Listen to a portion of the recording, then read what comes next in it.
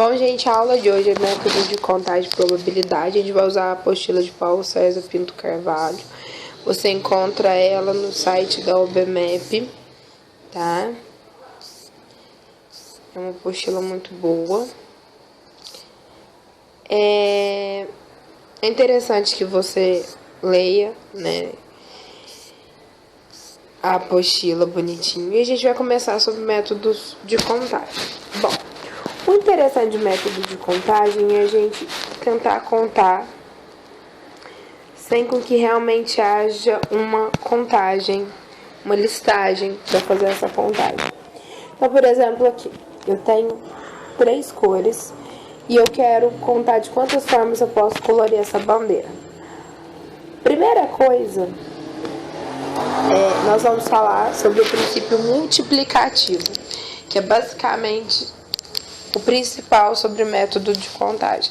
Se você sabe ele, você consegue fazer qualquer princípio de contagem.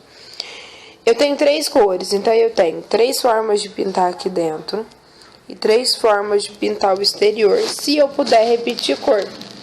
Então, usando o princípio multiplicativo, 3 vezes 3, 9. Mas e se eu não puder repetir?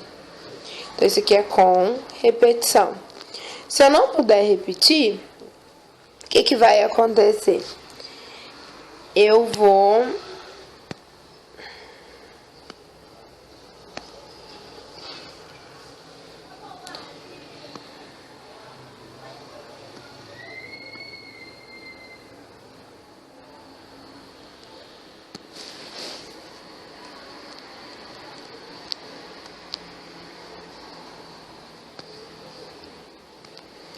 Uai, cadê a borracha? Se eu não puder repetir, o que vai acontecer é o seguinte.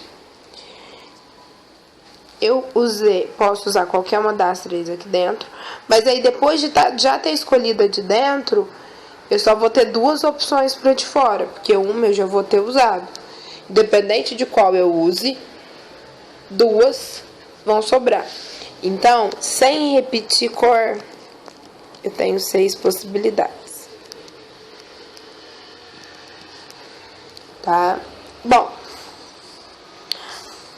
acontece que eu posso fazer isso pelo método da listagem. A apostila me traz com a cor escura por fora e com as cores mais claras por dentro, a cor média, as outras 2. Então, nesse caso aqui, eu tô fazendo sem repetir, até porque não tem lógica repetir, senão vai ficar uma bandeira de uma cor só, tá? Mas, às vezes, listar isso daqui é muito complicado, porque isso aqui é uma bandeira pequena. Aqui mostra a árvore de possibilidades, que é interessante em alguns casos fazer, para você ter uma visão do problema, tá? E às vezes não ficar listando nada. Mas olha só, listar aqui já é uma coisa bem difícil. Então vamos lá. Eu tenho 4 cores, eu vou começar de dentro para fora. Aqui na verdade começar de dentro para fora, de fora para dentro, tanto faz, eu só não posso começar daqui porque não faz muito sentido. Eu tenho 4 possibilidades de iniciar minha pintura. Já utilizei uma. Se eu já utilizei uma, eu vou ter 3 possibilidades de escolher uma pra cá. Bom, o exercício pede para eu usar 3 cores diferentes. Eu já usei mais uma, e aí eu só vou ter 2 possibilidades para a cor final, para escolher a cor final. Eu vou fazer 2 vezes 3 vezes 4. Tá? Então, 4 vezes 3, 12, vezes 2, 24 possibilidades. Bom, mas ele podia não me dar um número específico de cores para ser usado. Ele podia falar, não, pinta do jeito que você quiser, só não pode 2 áreas próximas ter a mesma cor, porque senão não faz sentido a bandeira. Nesse caso, que seria bastante interessante, eu poderia pintar essa área externa da mesma cor que essa área interna aqui, ó. E aí, o que aconteceria? Vamos supor que eu pintei de preto aqui dentro. Aí, opa, se eu pintei de preto aqui dentro, eu posso usar preto aqui de novo. Se eu usei preto aqui, eu não posso usar preto aqui. Então eu vou chamar essa aqui de cor A, B, C, D, porque é tudo cinzinha, aí fica um tom de cinza pro difícil. Então vamos lá. Se eu resolvi usar a cor A aqui, sobrou B, C e D aqui. Aí aqui eu resolvi falar, não, eu quero A, B. Então eu já usei A e B. Quando eu chego no externo, não sobrou só C e D. Porque eu posso usar novamente a cor A que eu usei aqui dentro, que ela não está em contato com essa daqui. E aí eu vou ter 3 possibilidades. Porque eu posso repetir cor. E aí eu vou ter mais possibilidade de fazer a minha bandeira. Que vai ficar 3 vezes 4, 12 vezes 3, 36. Então eu vou ter uma bandeirinha bonitinha, às vezes com a mesma cor dentro e fora. E com uma cor intermediária ali no meio. Tá? Então isso tudo deve ser analisado em um exercício quando a gente vai fazer. Bom, continuando a exploração, lógico que ele traz a solução aqui, tá? Pelo princípio multiplicativo.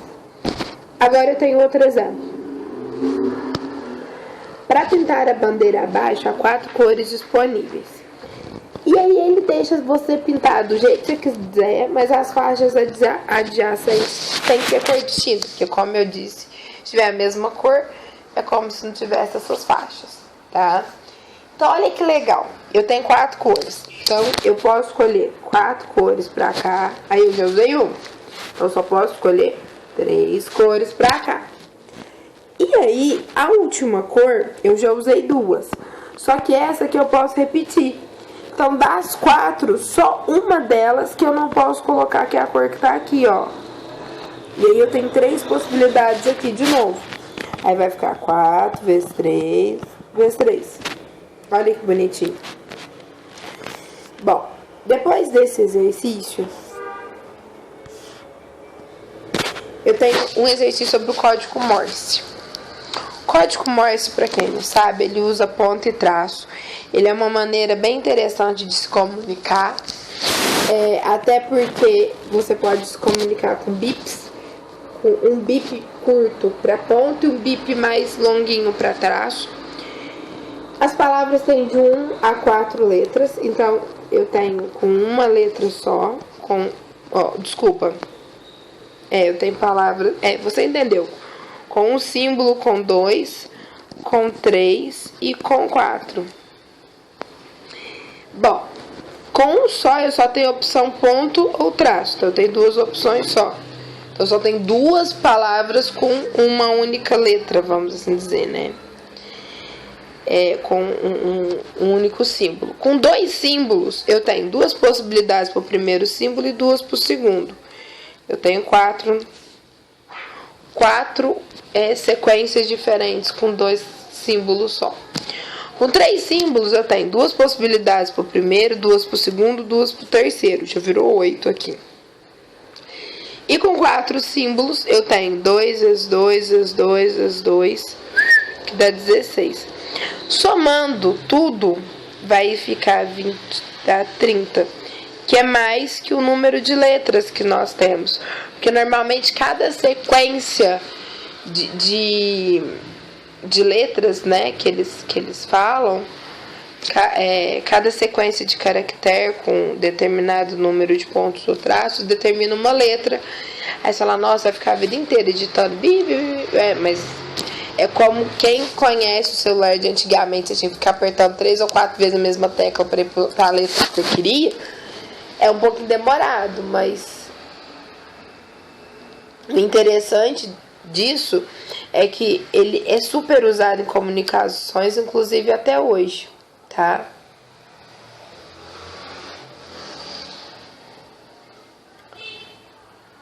E aí, o que acontece? Como eu tenho 30 possibilidades, eu incluo não só as letras normais do nosso alfabeto, como alguns sinais de pontuação. Bom, vai depender do que a pessoa quer com código Morse, né?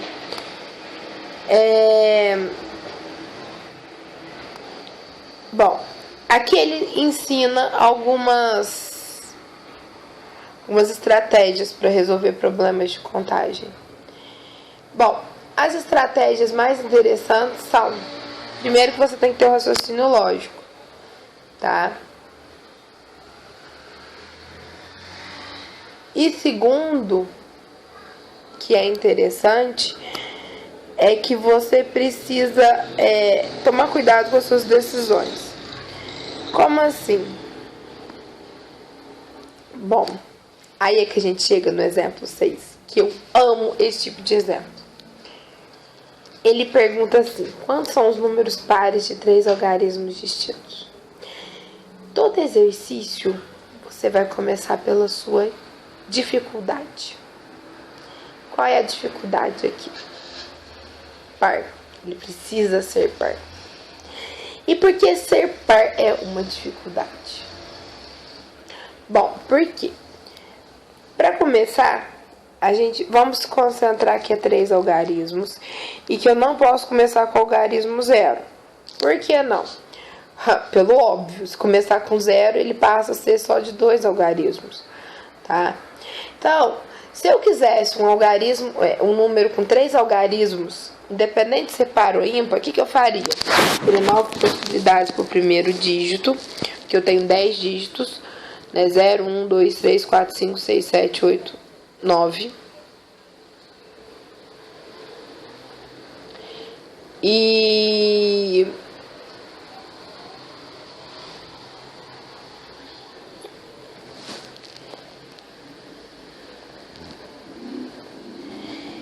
eu não posso usar o 0 aqui, então eu passo a ter só 9 possibilidades.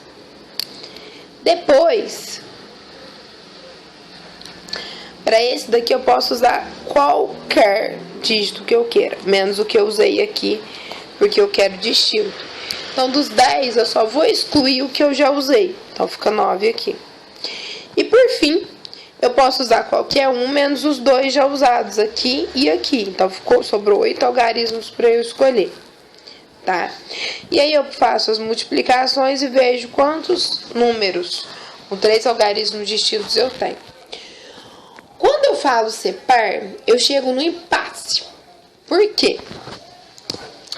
Porque se eu começar daqui, que é o certo, porque o meu negócio para ser par, ele obrigatoriamente tem que terminar com 0, 2, 4, 6 ou 8. E aí eu falar assim, não, eu tenho 5 possibilidades aqui, e aí eu for para aqui eu também tenho um impasse. Porque eu não posso começar com 0, e eu não sei se eu usei 0 aqui ou não. Então, para fazer esse exercício, eu tenho duas formas. Primeira, fazer 2 cálculos, um terminando com 0, e aí eu só tenho uma opção para cá, e outra terminando com os algarismos 2, 4, 6 ou 8, que aí eu tenho 4 possibilidades para terminar. No primeiro caso, eu tenho 9 possibilidades para começar, porque eu só vou excluir o 0 eu já usei, então é só ele. E aí eu vou ter 8 possibilidades no meio, porque eu vou excluir os 2 algarismos que eu já usei. Na segunda, eu não usei 0 aqui. Então, na primeira opção aqui que eu tenho dos 10 algarismos, eu tenho que excluir o 0 e eu tenho que excluir o número par que eu usei na última posição. Então, eu só tenho 8 opções aqui. Nessa daqui, eu posso usar o 0. Eu só não posso usar o número par que eu escolhi para usar aqui e o número que eu pus aqui. Então, eu tenho 8 opções de novo. Resolvo as multiplicações e somo os 2 resultados. Então, vamos fazer? 9 vezes 8 é 72. 8 vezes 8 vezes 4. No momento, eu estou com preguiça. Eu vou fazer no calculador. Coisa feia, né? Então, 8 vezes 8 vezes 4. 256. Eu somo tudo. Dá 328. Bom, qual que é a outra opção? Eu tenho o total de números com 3 algarismos distintos aqui, que dá 648. Vê se você concorda comigo. Ou o número é par, ou o número é ímpar. Então, eu posso fazer o total, fazer a quantidade de números ímpares que eu tenho. Para ser ímpar, tem que terminar com 1, 3, 5, 7 ou 9. Então, eu tenho 5 possibilidades para terminar. Para começar, eu não posso pôr o número que eu coloquei aqui. E eu também não posso colocar o 0. Então, eu tenho 8 possibilidades. E na do meio, eu não posso colocar o número que eu coloquei aqui, nem o número que eu coloquei aqui. Então, eu tenho 8 possibilidades de novo. Fazendo os cálculos, eu tenho 320 possibilidades. Bom, como ou é par ou é ímpar, se eu tirar 320 aqui, eu caio nos 328 daqui. Então, são duas formas diferentes de fazer que dão certo e que você pode escolher o método que você acha mais fácil.